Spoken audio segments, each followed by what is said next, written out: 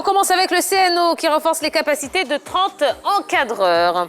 Le Comité national olympique de Côte d'Ivoire a organisé les 14 et 15 avril dernier 2 stages de renforcement des capacités techniques pour la saison 2021. 30 encadreurs issus des différentes fédérations olympiques ont pris part à ces stages initiés par la commission technique du CNO. 4 modules étaient au menu des ateliers animés conjointement par le président de la commission technique du CNO-CIV, Quadieux Jeannot, et le secrétaire de la commission technique, Yapi Pépin. Oui, Tia, il faut également préciser que ces 2 sessions de formation rentrent dans le cadre du développement des sports olympiques. Et le maître mot qui est revenu dans ces différents modules, ces différentes sessions, c'est le mot entraînement. La journée du mercredi a été consacrée au processus d'entraînement à long terme, préparer sans doute les impétrants à s'entraîner sur le long terme, la préparation dans la durée et à l'élaboration de tableaux pour la programmation de la saison sportive.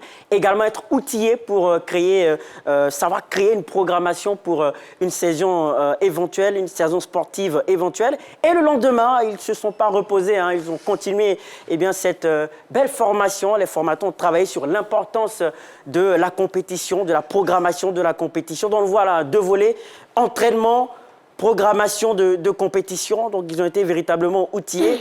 Et la programmation de la compétition concernait l'évolution du niveau d'entraînement, je l'ai dit, hein, ça concernait donc ces volets-là. Et de part et d'autre, on a été satisfait, on est sorti satisfait de cette formation-là, à commencer par Quadieux Jeannot, président de la Fédération d'athlétisme, lui qui a eu quand même un satisfait. Nous avons été éblouis par l'enthousiasme des encadreurs techniques. Cela prouve qu'ils ont vraiment envie de progresser dans leur approche. Nul doute qu'ils sauront transmettre leur savoir-faire à leurs athlètes. Donc, réjouissance du côté de la présidence de la Fédération d'athlétisme, mais également contentement du côté du ministre de la promotion du sport et du développement de l'économie du sport, qui a salué cette initiative et il a dit en ces mots: je vous exhorte à vous approprier des connaissances, ne dormez pas sur vos acquis. Je suis sûr que c'est une phrase qui va sans doute sonner dans les têtes des impétrants. En tout cas, il a adressé ce message-là et on espère qu'ils vont prendre note de ce que le ministre a dit.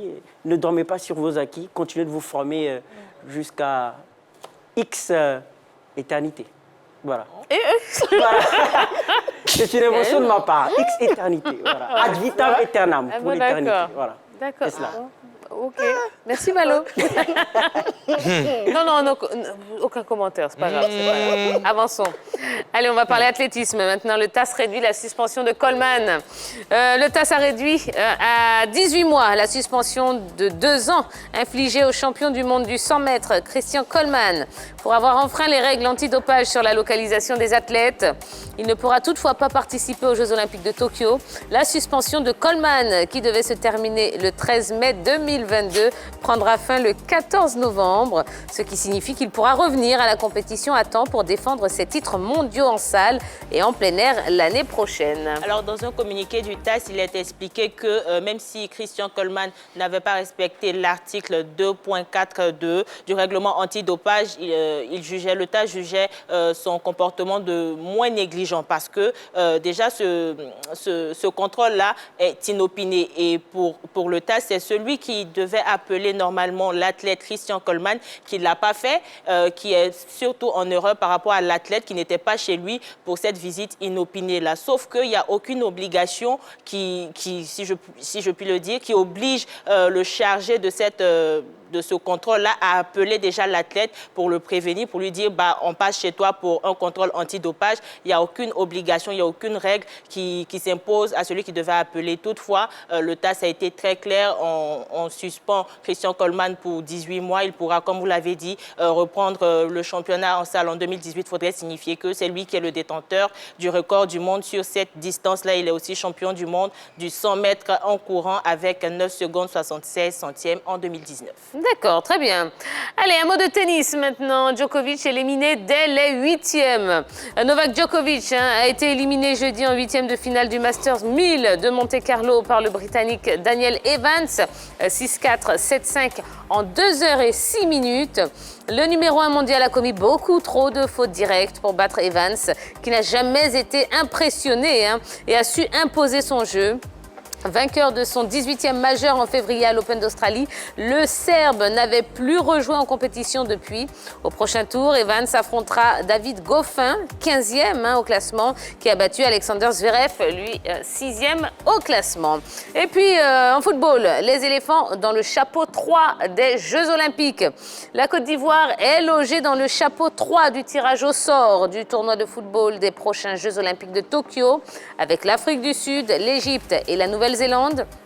Les 28 équipes qualifiées pour le tournoi connaîtront leurs adversaires à l'occasion de la cérémonie de tirage au sort prévue le 21 avril prochain au siège de la FIFA à Zurich. Les 16 équipes qualifiées seront réparties dans 4 groupes de 4. Oui, la Côte d'Ivoire connaîtra donc bientôt son groupe finale pour ces Jeux Olympiques. La Côte d'Ivoire qui revient à cette compétition après avoir pris part à l'édition pékinoise en 2008. Et au niveau du chapeau 1, on aura la présence du Japon, pays organisateur, du Brésil, de l'Argentine et de la République de Corée. Le chapeau 2 sera l'apanage du Mexique, du Honduras, de l'Allemagne et de l'Espagne. La Côte d'Ivoire, bien évidemment, dans le chapeau 3 avec l'Égypte et la Nouvelle-Zélande en compagnie de l'Afrique du Sud. Le chapeau 4 sera donc occupé par l'Australie, l'Arabie Saoudite, la France et la Roumanie. Il faut noter tout simplement que ces JO-là vont se dérouler du 21 juillet au 7 août 2021 et cela va concerner les joueurs nés à partir du 1er janvier 1997 avec une possibilité pour les différentes nations d'inscrire 3 joueurs plus âgés que ces garçons qui seront dans cette tranche d'âge. Les tenants du titre sont chez les hommes le Brésil et chez les dames l'Allemagne. Les équipes donc les plus titrées chez les hommes c'est la Hongrie avec 3 trophées et chez les femmes les États-Unis avec 4 trophées. C'est un sport olympique depuis 1900. Et donc, c'était des Jeux du côté de Paris pour les hommes et 96 à Atlanta pour les femmes. Et la petite anecdote, c'est qu'il faut savoir que les Jeux Olympiques, pour ne pas la discipline du football, est présente aux Jeux Olympiques avant même le début de la première édition de la Coupe du Monde, qui était en 1930. Donc, c'est tout bonnement qu'on attend la Côte d'Ivoire devenir, pourquoi pas, le 3e pays africain sacré médaille d'or aux Jeux Olympiques après le Nigeria. Du côté d'Atlanta, plutôt aux États-Unis, excusez-moi, et le Cameroun en 2000 du côté de Sydney en Australie. D'accord. Alors, toujours au niveau des JO, il faut savoir que quand même les joueurs qui avaient 23 ans en 2020 et qui devraient participer à cette compétition, à cause de la crise sanitaire, auront peut-être 24 ans, mais il y aura une dérogation spéciale pour leur permettre de participer à cette édition, puisque ça a été déplacé. C'est pourquoi ils ont pris 1er janvier 97, 2000. Oui, mais 24 ans, parce que 24. Normalement, avec les 24 ans, vous ne pouvez plus participer. Vous aviez dit peut-être qu'ils auront peut-être 24 ans, comme si... Non, certains parmi eux auront 24 ans et d'autres conserveront toujours... seront toujours dans la tranche d'âge. D'accord, très bien. Allez, parlons d'Ahmed Moussa, qui retourne jouer au pays. Libéré par le club saoudien Al Nasser Riyad cet automne, Ahmed Moussa s'est engagé jusqu'à la fin de la saison avec son ancien club, le Kano Pillars FC.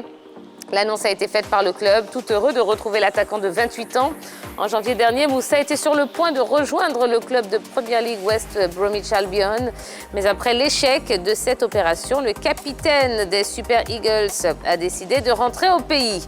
Et puis, on termine avec une mauvaise nouvelle. Chris Smalling, victime d'un braquage. Chris Smalling a subi un braquage à son domicile alors qu'il était avec sa compagne dans la nuit de jeudi à vendredi. Selon plusieurs médias italiens, le délit aurait été commis par 3 hommes armés qui auraient forcé le défenseur romain à ouvrir son coffre-fort dans lequel les malfaiteurs auraient dérobé 3 Rolex et plusieurs bijoux. L'information principale reste quand même que Smalling et sa femme n'ont rien. Blessé au genou, le défenseur anglais n'était d'ailleurs pas sur la pelouse face à l'Ajax Amsterdam ce jeudi. Comme vous l'avez dit, blessé en genou depuis plusieurs semaines, il a subi le même sort que Angel Di Maria et Marquinhos plus récemment et Mauro Icardi 2 mois avant, mais ça devient récurrent. Les attaques ou les cambriolages chez les sportifs et surtout les plus connus. Lui, il était avec sa famille, contrairement aux Parisiens qui étaient en train de disputer un match de championnat. Mais lui, il était avec sa famille. Les faits se sont passés vers 4h55, c'est-à-dire entre 4h et 5h du matin. Il était présent. Et ben voilà, ça soulève quand même une autre interrogation. Est-ce qu'il ne faudrait pas maintenant renforcer la sécurité chez ces sportifs? Parce que déjà, on sait que on connaît un peu leur train de vie, ils sont un peu la cible de ces cambriolés là depuis pas mal de temps. Est-ce que ça ne sera pas au club maintenant de veiller plus sérieusement à la sécurité des joueurs? Aujourd'hui, c'est Smalling. Même l'entraîneur de l'AS Roma, le club où il évolue, a été cambriolé. Donc, il va falloir qu'au niveau des clubs, surtout les clubs professionnels qui ont des joueurs un peu connus, on fasse un peu la sécurité pour éviter tous ces cambriolages. Ça commence à faire beaucoup, effectivement. Beaucoup, ouais. Effectivement. Bon, allez, voilà en ce qui concerne les news de ce soir. Je vous rappelle quand même la question LGT. Hein. Ce soir, ce ne sera pas des appels par téléphone, ce sera plutôt des réactions sur la page Facebook de la 3. Alors, entraîner des clubs en Afrique fait-il partie des plans de nos pros africains qui deviennent entraîneurs? Puisqu'on évoquera le cas Yaya Touré un petit peu plus tard. Et puis, je vous rappelle que dans quelques instants, nous recevrons l'artiste chanteur chouchou Salvador.